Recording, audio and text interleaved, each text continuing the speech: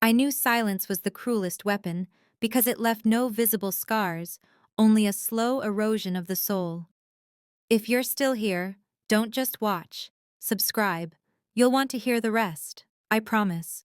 The great hall of the Somerset Club in Boston smelled of aged leather, single malt whiskey, and hypocrisy.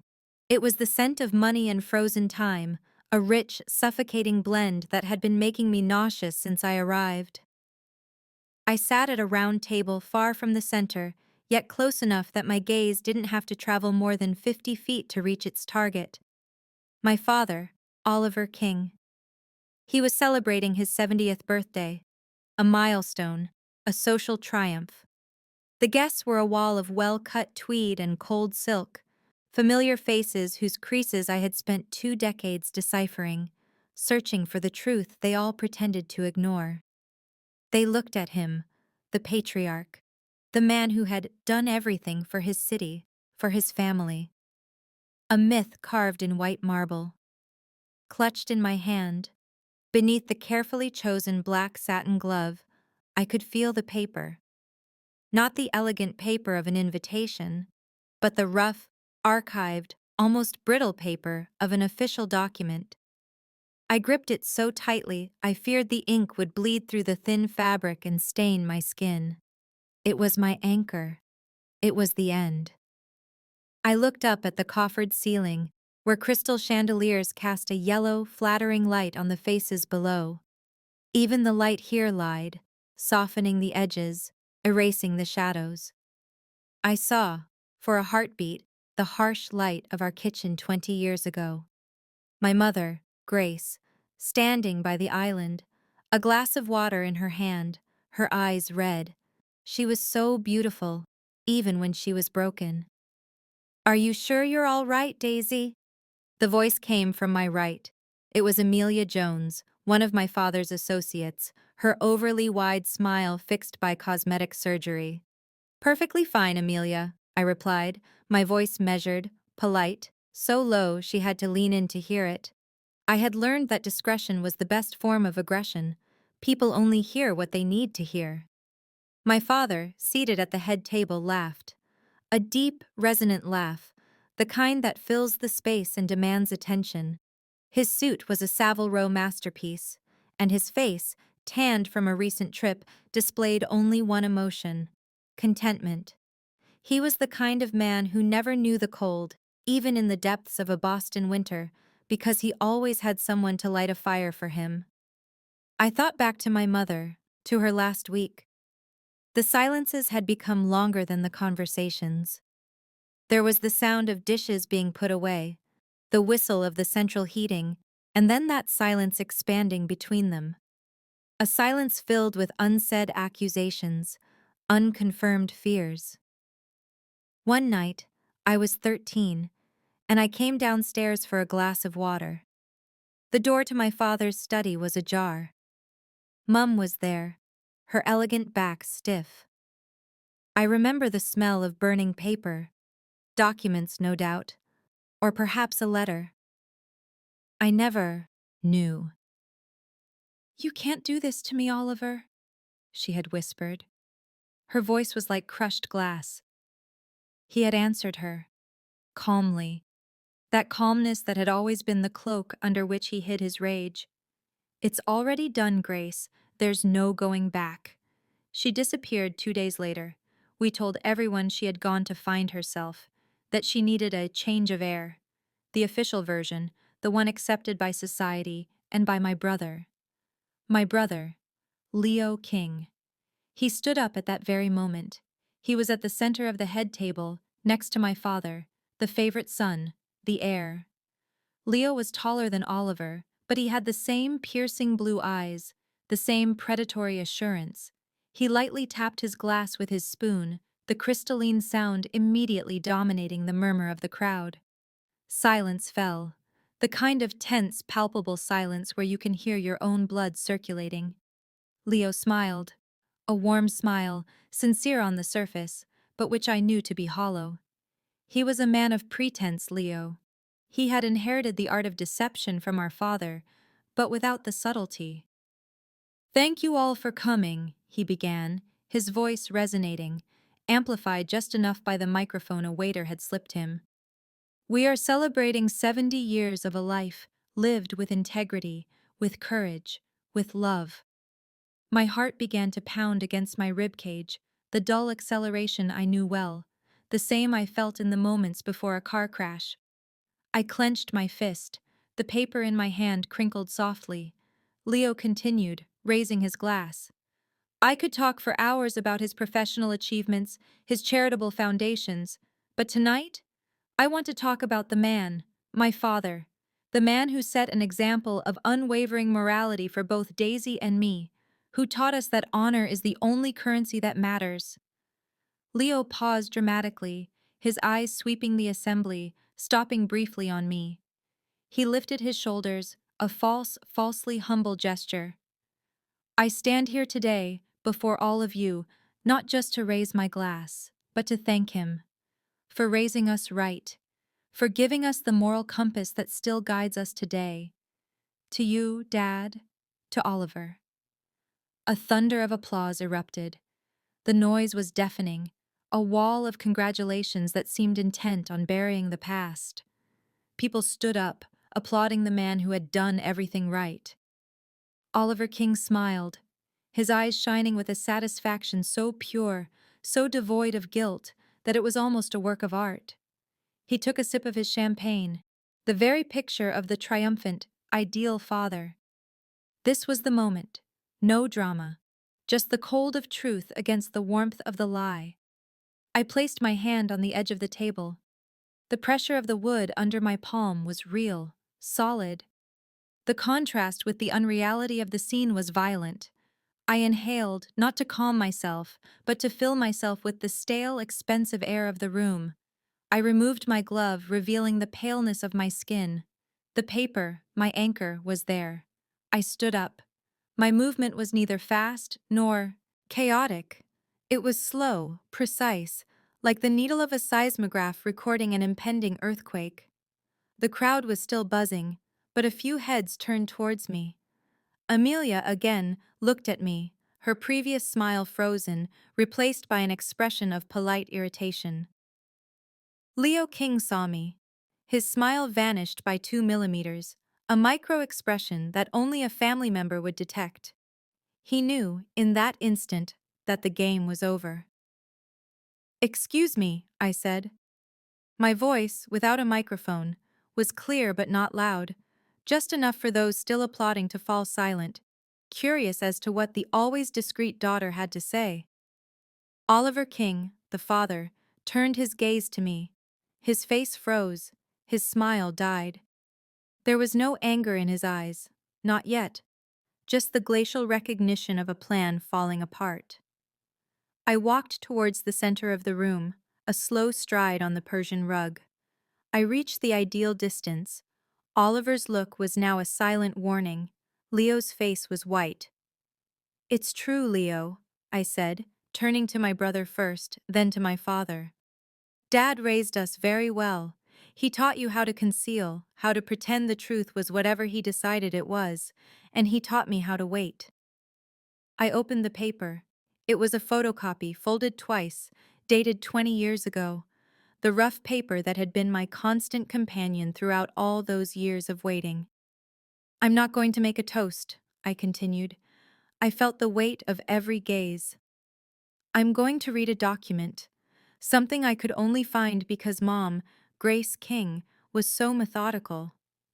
I deciphered the first line, the coldness of the police report clashing violently with the forced warmth and gaiety of the Somerset Club. "This," I said, holding up the paper, "this is the statement recorded at the Boston Police Department, dated October 12th. My father moved, a slight hand gesture toward an imaginary bodyguard. There was none. He could do nothing, not in front of so many witnesses. I began to read. "I fear for my safety. My husband, Oliver King, has become threatening and warned me that if I attempt to make public the financial transactions concerning the Carter Trust, Grace's family trust, he will ensure I disappear. He said, 'You will be nothing more than a blurred memory, Grace. I will drive your own daughter mad if she seeks the truth.'" A whisper arose in the crowd. A small sound, like a wave breaking a dam. Oliver King did not speak. He straightened up. I continued. My voice was a monotone, devoid of emotion, as if I were reading a weather report. But every word was a nail in the coffin of the image he had constructed. I flashed back to the memory that had started everything. 4 days after Mom left, Dad had organized a small family meeting. Just Leo and me. "Your mother chose to leave us," he had said, his tone neutral. "She was unstable, as you know. She needed help we couldn't give her. She will return when she is ready." Leo had nodded, his 13 years not yet ready to face the complexity of the lie. But I was 13 and a half, and I had seen her fear. I had seen her hands tremble when she gave me an old, anonymous key just hours before she disappeared. Flashback. The key in my child's hand. Cold, smooth. "It's the key to the truth, my darling. Never lose it. Use it when you are strong." Her voice was a whisper. I hadn't understood. I had hidden it in my jewelry box. The key didn't open a door, but a post office box in another city, which my mother used for private correspondence. It was there, 10 years later, while sifting through bank documents, that I found the police report number and the officer's name. I returned to reading, louder this time, ignoring Oliver's faint, "Daisy, stop." She went on to state that there was a major dispute over the misappropriation of funds from the Carter Trust, and that King planned to liquidate it to cover his gambling debts. She provided bank evidence that has been archived under file number 45C. My father stood up. He was a tall, imposing man, and the mere act of him standing commanded silence. "I believe that is enough," he said, his voice low, his usual calm restored, but with a razor-sharp edge behind it. "My daughter is indisposed. She never truly accepted her mother's departure." I laughed. A small sound, a bitter laugh, that broke my own mask of neutrality. "No, Dad. I never accepted the lie of her departure." I kept reading, because only one sentence remained, the sentence I had discovered just last week, the final twist in my obsessive investigation. Officer Davis closed the statement, noting that Ms. King appeared terrified and requested departmental assistance. I sought out that officer. I found him retired in Maine. He told me what happened next. I moved closer to the table. The crowd was petrified, champagne flutes halfway raised. The chandelier lights seemed less flattering, harsher. The next morning, Officer Davis was placed on forced leave. The case was immediately reassigned to an inspector, I said, looking at Oliver. "A man you paid, didn't you, Dad? A man who made the report disappear from public circulation to make it blurred, just as you promised." Leo took a step towards me, his hand outstretched, a plea for reason. "Daisy, please, think about what you are doing." I ignored him. I looked at my father, whose jaw was clenched, his face now a mosaic of wrinkles. "What Officer Davis revealed, and what you managed to erase from the final version, was the detail about the car," I whispered.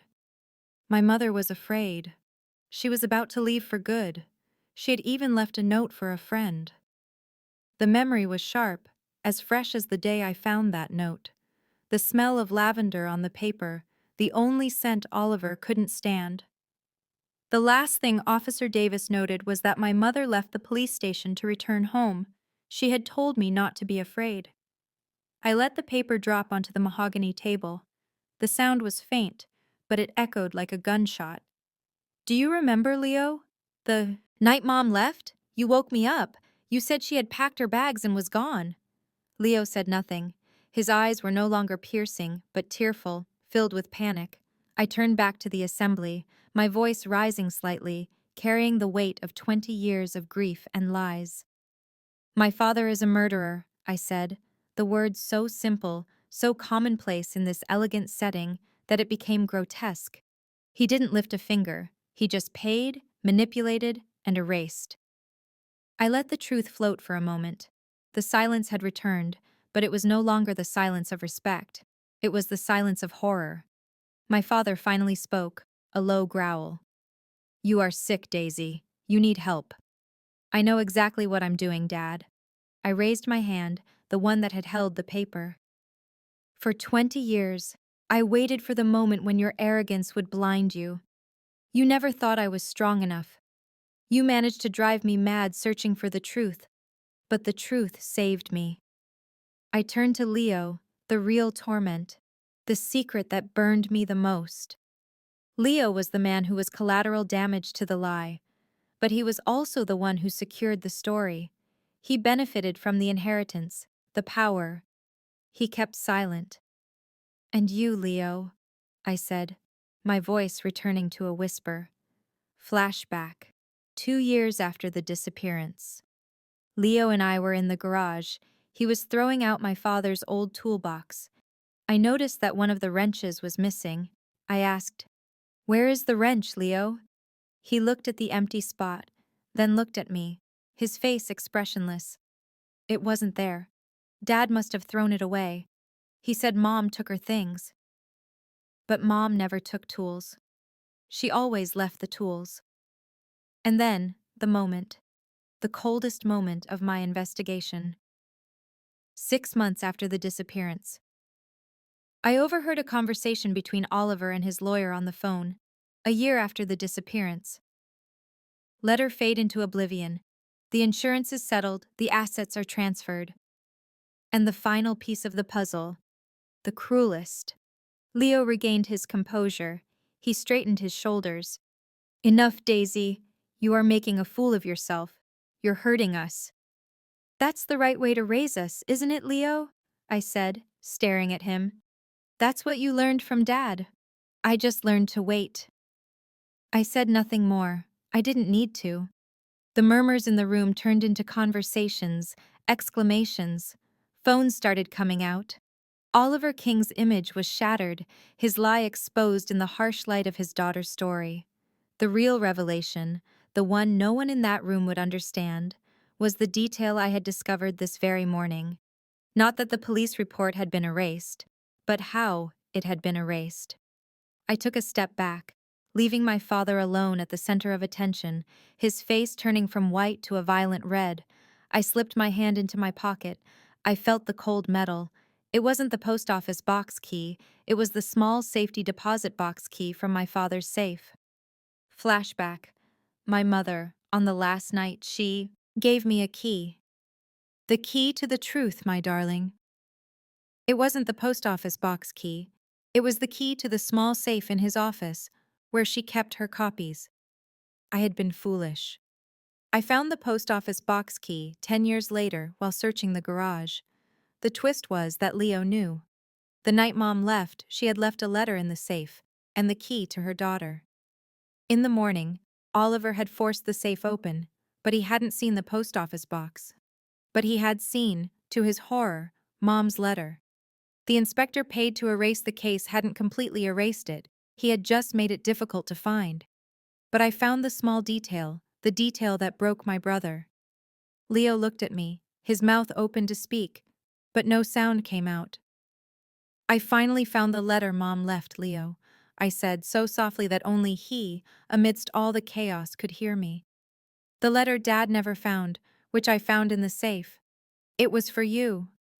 Leo's face crumbled, the businessman's mask falling away to reveal the terrified child. "She asked you to take care of me," I continued. "She asked you to tell me the truth. She wrote that she loved you, that she forgave you."